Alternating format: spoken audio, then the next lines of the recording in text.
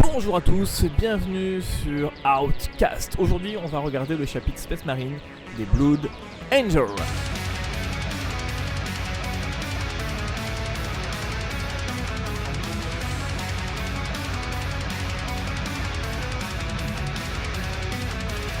Alors, on avait vu dans la vidéo d'avant sur les Space Marines que les Space Marines avaient le détachement Gladius Task Force, donc pour pouvoir bénéficier de certains stratagèmes, en plus d'avoir des doctrines donc d'assaut, dévastator et tactique. Donc du coup, les Blood Angels ça va être différent, ils vont toujours bénéficier de la règle d'armée Oath of the Moment qui permet de relancer une fois par tour sur une cible tous les jets de touche, tous les jets de blessure. Mais à la place de ça, du coup, ils vont avoir la règle la soif rouge. Donc chaque fois qu'une unité de la défense interstellaire de votre armée est choisie pour combattre, si elle a fait un mouvement de charge à ce tour, jusqu'à la fin de la phase, ajoute 1 en force et ajoutez 1 en attaque aux armes de mêlée. Donc directement on voit très bien que les Blood Angels sont un chapitre de corps à corps et un chapitre d'assaut. Du coup on n'a plus la Gladius Task Force avec les doctrines et avec les stratagèmes dédiés, mais à la place on a le détachement Fils de Sanguinus. Donc il faut bien comprendre que vous avez donc votre règle d'armée qui est Oath of the Moment, et maintenant vous avez le détachement Fils de Sanguinus. Donc le premier pour un CP, c'est le sacrifice de l'ange qui se déclenche à n'importe quelle phase.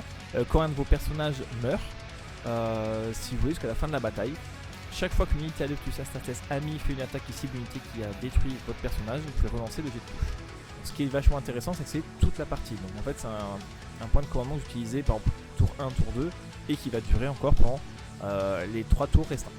Donc assez intéressant, faut voir dans quelles conditions on pourra vraiment l'optimiser. Deuxième stratagème, donc c'est l'armure du mépris. C'est à la phase de tir adverse ou à la phase de corps à corps. Donc juste après qu'une unité ait choisi ses cibles. Donc ça c'est en réponse à l'adversaire.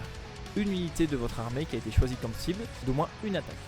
D'accord. Donc dès que votre unité est ciblée et qu'elle subit des attaques ennemies, vous pouvez déclencher l'armure du mépris.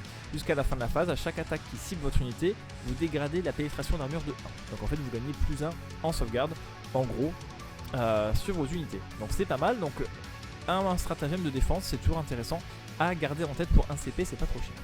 Offensive, agressive, donc ça doit être un truc très très bourrin. Phase de corps à corps, unité de votre armée juste avant que l'unité ne consolide. Donc ça c'est après avoir fait les attaques, une fois que vous avez fini de taper, juste avant la consolidation, jusqu'à la fin de la phase, chaque fois qu'une figurine de votre unité fait un mouvement de consolidation, elle peut se déplacer de 6 pas au lieu de 3.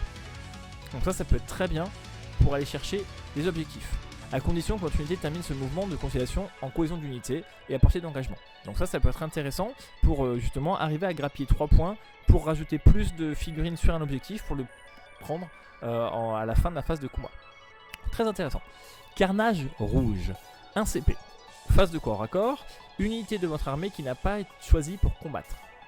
Jusqu'à la fin de la phase, les armes de mêlée dont sont équipées les figurines de votre unité ont les aptitudes lance et touche fatale.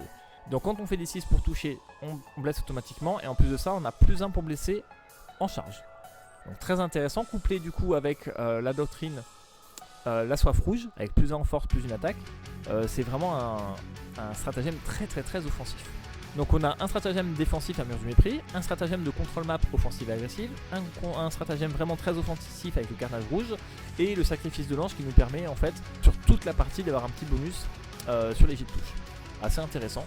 On va continuer du coup donc avec seule la mort met fin au devoir. Donc c'est phase de combat, juste après qu'une unité ennemie a choisi ses cibles. Donc c'est sur une unité de votre armée.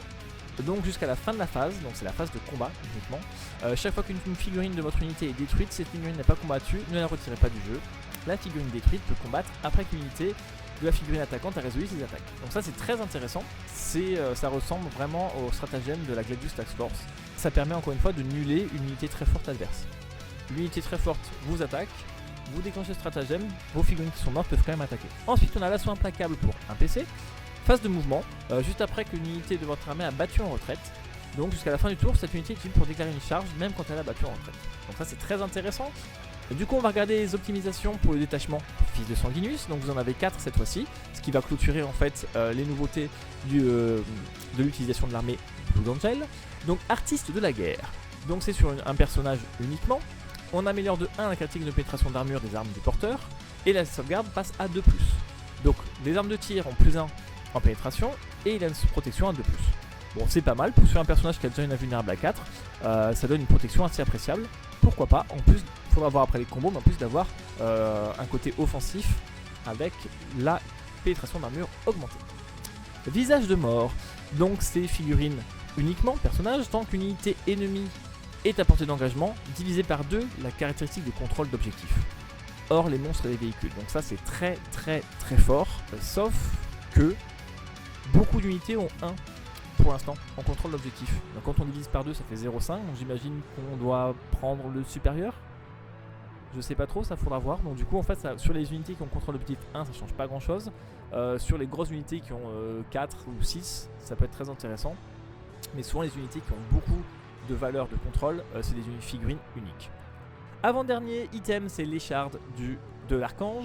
Donc les armes de mêlée du porteur ont l'aptitude anti-KO 5+, et lance. Donc lance c'est très bien couplé avec la doctrine des Blue Angels.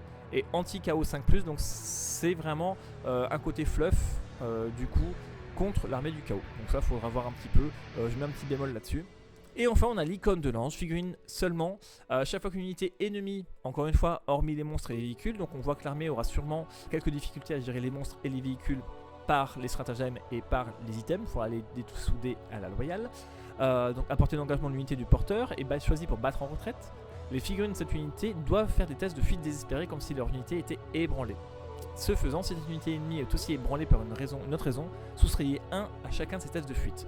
Donc ça c'est très fort, ça permet en fait du coup d'ébranler gratuitement des figurines qui sont au contact, et des figurines qui sont déjà choquées vont en plus avoir un malus.